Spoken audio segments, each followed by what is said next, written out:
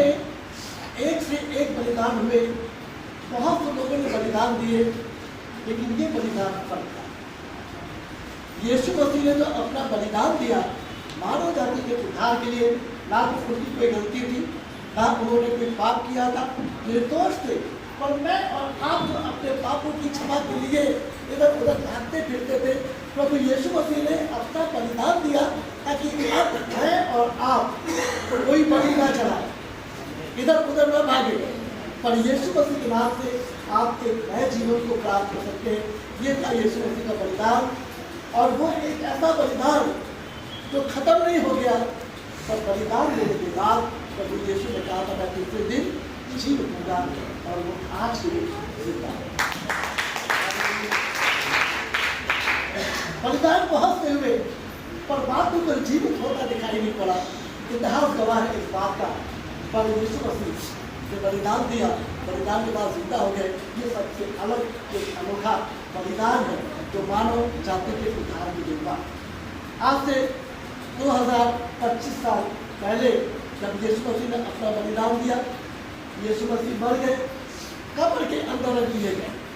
और उस जमाने की प्रथा होती थी कि लोग जाते थे, डेड बॉडी एक छोटी सी कब्र में नहीं रखी जाती थी, पर गुफाओं को खोद के उसके अंदर लाशों को रखते थे, और दूसरे या तीसरे दिन जा करके मसाला लगाते थे डेड बॉडी पे कि वो सड़ने ना पाए। उस जमाने की प्रथा बिल्कुल अलग थी। अब उस प्रथा को पढ़ने के लिए आप मेरे पास निकालें, जी निकालें, अपनी बाइबल खोलेंगे और निकालेंगे मरकुस की पुस्तक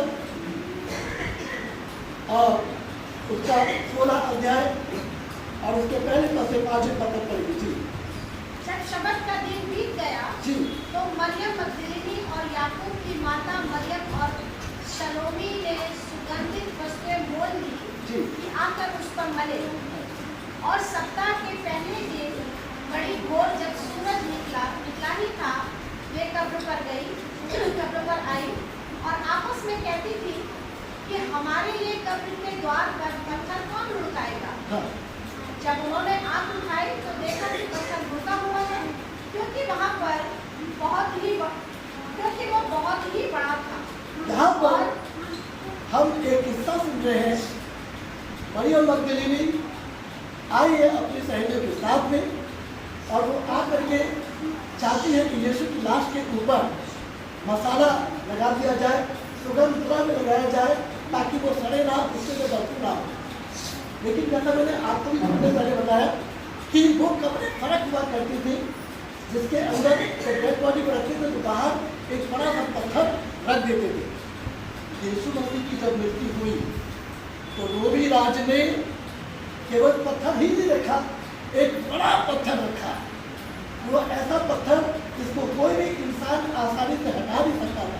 और उसके बाद में रोमी राज की मोहर लग गई कि कल तो कोई ये ना बोले यीशु की लाश चुरा के ले जाए और बोले यीशु जी उठे हैं। तो रोमी राज ने अपनी एक मोहर लगा दी पत्थर के ऊपर। तीसरी बार रोमन सोल्जर्स का वहाँ ठहरा था, तो ऐसे आ और जा रहे थे कि कोई भी यहाँ पर अंदर आ ना जाए। पर जब मरियम वहाँ पहुंची तो रोमन सोल्जर वहाँ पर नहीं थे। आप बस बात कर रही थी हमारे लिए कब्र का पत्थर कौन हटाए। आज एक सवाल उठता है, इस ईस्टर के मौके पर कई बार मेरे और आपकी परेशानी, कई बार मेरे और आपकी मुसीबतें, कई बार मेरे और आपकी बीमारियां हमारे सामने ऐसे हलवे की बानी खड़ी रहती है। हम सोचते हैं हमारे जीवन के इस पत्थर को कौन हटाएगा। ऐसा ही होता है। ये बीमारी से कैसे बचेंगे, गरीबी से कैसे बचेंगे, कर्जे से कैसे बचेंगे, मुसीबतों से कैसे बचेंगे, पारिवारिक टेंशन से कैसे बचेंगे। ये बड़े बड़े पत्थर हैं जो हमारे सामने खड़े हैं और हम बोलते हैं बस भैया। कई बार ऐसा हमने लोगों को बोलते सुना, बस भैया अभी तक गरीबी में जीते आ रहे हैं, ऐसे ही जीते रहेंगे और एक दिन मर के चले जाएंगे। प्रभु तुम सुनना ना था, प्रभु को दोष देते, ऐसे ही चले जाएंगे, ऐसे पैदा हुए थे। पर वो ये नहीं जानते वो प्रभु सब कुछ कर देता है। पत्थरों के बारे में अगर मैं और आप देखें तो जब एलिया ने एक मस्बा बनाया, बाल देवता के पुजारी अपने देवता को याद कर रहे थे कि हे बाल देवता हमारी सुन ले, लेकिन उन लोगों ने नहीं सुना, देवता नहीं है, उन्होंने अपने आप को घायल किया, कुछ नहीं हुआ। तब प्रभु के दास को उन्होंने बोला अब तुम्हारी बारी है। तब उसने क्या किया, जगह जगह से एक एक पत्थर चुने ना, क्या चुने, जोर से बोले, पत्थर चुने। उन पत्थरों को उठाया और उससे एक मस्बा, एक वेदी बनाई। अगर वेदी बनानी है तो पत्थरों को उठाना होगा। जब तक पत्थर उठेंगे नहीं तब तक वेदी बनेगी नहीं। मेरे और आपके जीवन में भी बहुत से पत्थर है, वेदी नहीं बन पा रही, इधर उधर चल रही। इन पत्थरों को उठाना पड़ा, उठाने की आवश्यकता हुई, तब जाके वेदी बनी। एक जगह पे और जाएंगे और वहां पर हम देखते हैं गोलायत और डेविड खड़े हुए आमने सामने, पूरी सेना डर रही है, कांप रही है, लेकिन गोलायत कह रहा है तू तो भाला और पर्ची लेकर के आता है, पर मैं अपने खुदा के नाम से आता हूं। दाऊद बोलता है, दाऊद ने कहा कि तू तो भाला पर्ची लेकर के आता है, पर मैं अपने खुदा के नाम से आता हूँ। गोलायत कर रहा था तू क्या मुझे कुत्ता समझ के मारने आया है? और इसने क्या किया था, उसने नाले किनारे से एक पत्थर चुना, दूसरा पत्थर चुना, तीसरा चुना, चौथा चुना, उसने 5 पत्थर चुने।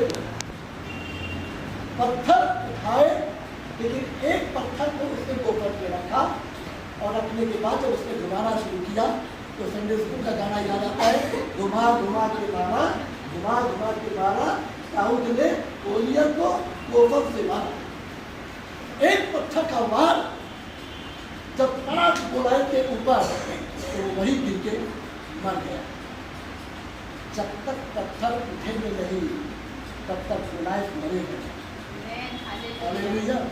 जब तक पत्थर उठेंगे नहीं गोलायत मरेगा नहीं, और गोलायत को भी मारने के लिए पत्थरों को उठाना पड़ा। प्रभु के बच्चों, आज आवश्यकता इस बात की है, मेरे और आपके अंदर भी हमारी जिद, हमारा गुस्सा, हमारा ढीठपना, हमारे अंदर गालियों का साम्राज्य, झूठ बोलने का साम्राज्य ऐसा फैला हुआ है, इस बोलियत को मर जाने की आवश्यकता है। हालेलुया। वो जिंदा है हमारे अंदर, इसको मर जाने की आवश्यकता है, पर हम उन पुराने स्वभाव को अपने अंदर छीन रखे हुए हैं।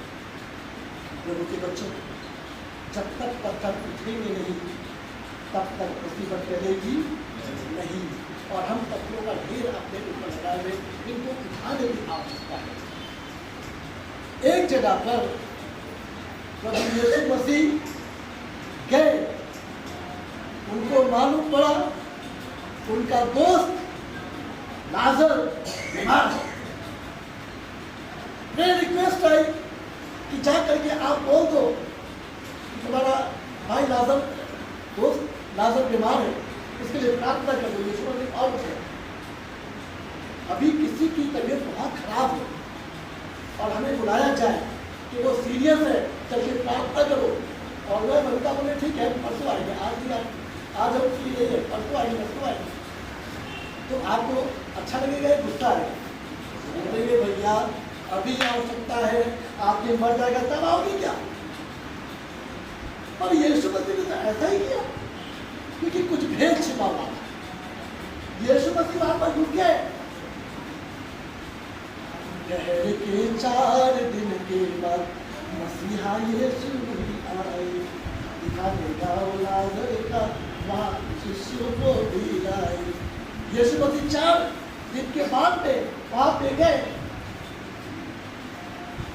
यीशु मसीह जब वहां पहुंचे तो माता ने कहा, हे प्रभु, अगर तू यहाँ होता तो मेरा भाई ना मरता, भाई मर गया है, यीशु ने कहा उसे कहाँ रखा है? आओ चलो उसकी कब्र पे ले चलते हैं।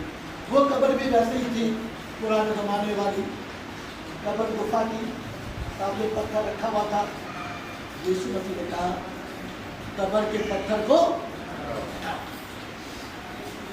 मरियम तो कह रही थी, हे प्रभु, यदि तू यहाँ होता तो मेरा भाई ना मरता। अब वही कह रही है, अरे प्रभु, उसको तो मरे में 4 दिन हो गए, अब तो उसके से दुर्गंध आती होती। और यीशु ने कहा नहीं, कब्र के पत्थर को हटाओ। एक और पत्थर है जो कब्र पे रखा हुआ है, लाजर की। यीशु ने कहा कब्र के पत्थर को हटाओ।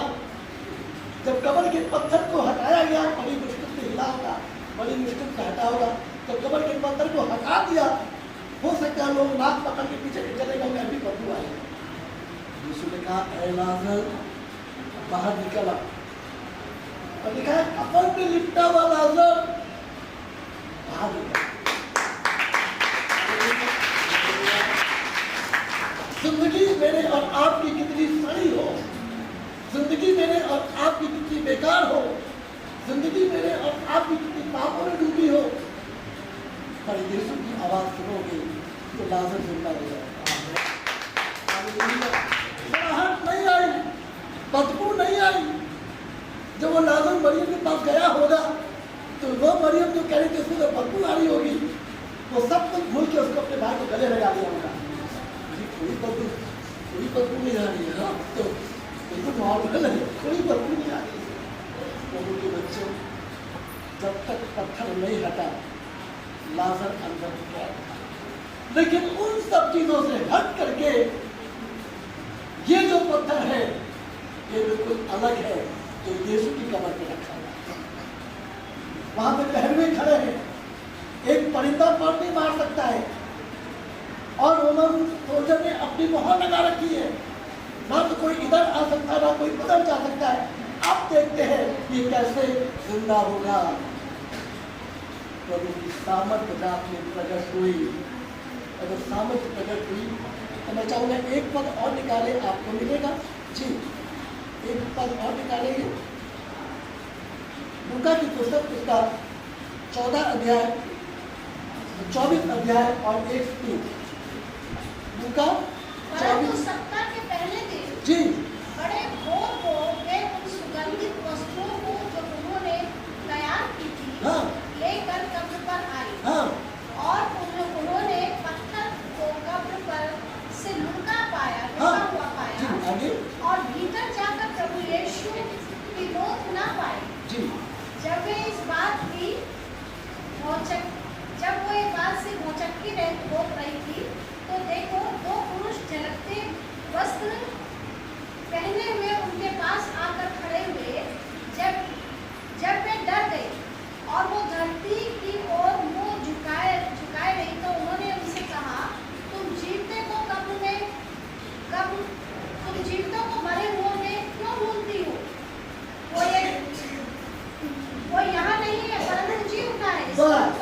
हालेलुया, वो यहाँ नहीं है, जी उठा है। मरियम को उसके सवाल का जवाब मिल गया। रास्ते में चिंता थी, हमारे लिए कब्र के पत्थर को कौन हटाएगा, लेकिन बीच रात में प्रभु की सामर्थ्य जब प्रकट हुई, अचानक निडोल हुआ और बिजली कड़की। जब प्रभु का दूत वहां पर आया, रोमन सोल्जर बेहोश हो गए, भाग के वो उस सामर्थ्य के आगे ठहर नहीं पाए, कब्र की मोहर टूट गई, और प्रभु की सामर्थ्य ने कब्र के पत्थर को जो पूरे मुंह को बंद करे हुआ था लुढ़का लुढ़का दिया। और जब लुढ़का दिया, जब मरियम और उसकी दोस्त वहां पर आई तो उन्होंने देखा कब्र का पत्थर हुआ था। दूत वहां पर आए और उन्होंने कहा वो जी उठा है, तुम जिंदों को मुर्दों में क्यों ढूंढती हो? सरकारी पहले काप उठे, जो भी राशि पहले काप उठे खाना खाने थे कि तुम जिंदों को मुर्दों में ढूंढ रही क्यों? ऐसा कहा जब दूतों ने। प्रभु के बच्चों, यीशु तो जीवित हुए, पर अगर आप देखें जितने पत्थर मैंने आपको बताए अभी तक, मैं वापस तो नहीं जा रहा, जितने पत्थर मैंने आपको बताए उन पत्थरों को अपने हाथ से उठाना पड़ा। आप समझ रहे हैं? वो पत्थर हाथों से उठाए गए तो वेदी बनी, हाथों से उठाए गए तो काम हो नहीं पाए, हाथों से उठाया गया, हटाया गया तो लाजर जिंदा हो गया। पर यीशु की कब्र के पत्थर को किसी आदमी ने नहीं उठाया। हालेलुया। वो बिल्कुल फर्क था। प्रभु की सामर्थ प्रकट हुई और पवित्र आत्मा की सामर्थ से कब्र का पत्थर और यीशु जिंदा हो गए। देखा होगा ये ईश्वर का संदेश जो मुझे और आपको इस बात को बताता है, यीशु मरा नहीं है, यीशु जिंदा है। वो जिंदा है। मतलब बताता है कि उसने तुम्हें भी जिंदा किया जो अपने पापों के सबक मुर्दा थे। कुछ पहले में मैंने आपको बताया था जब यीशु अधोलोक पे उतरा तो जो धर्मी लोग पड़े हुए थे उनकी लोथों को प्रचार किया, डेड बॉडीज को प्रचार किया, वो सब जिंदा हो गए, पर वो तब तक बाहर नहीं आए क्योंकि वचन की बात नहीं। यीशु पहला फल होगा जो जिएगा।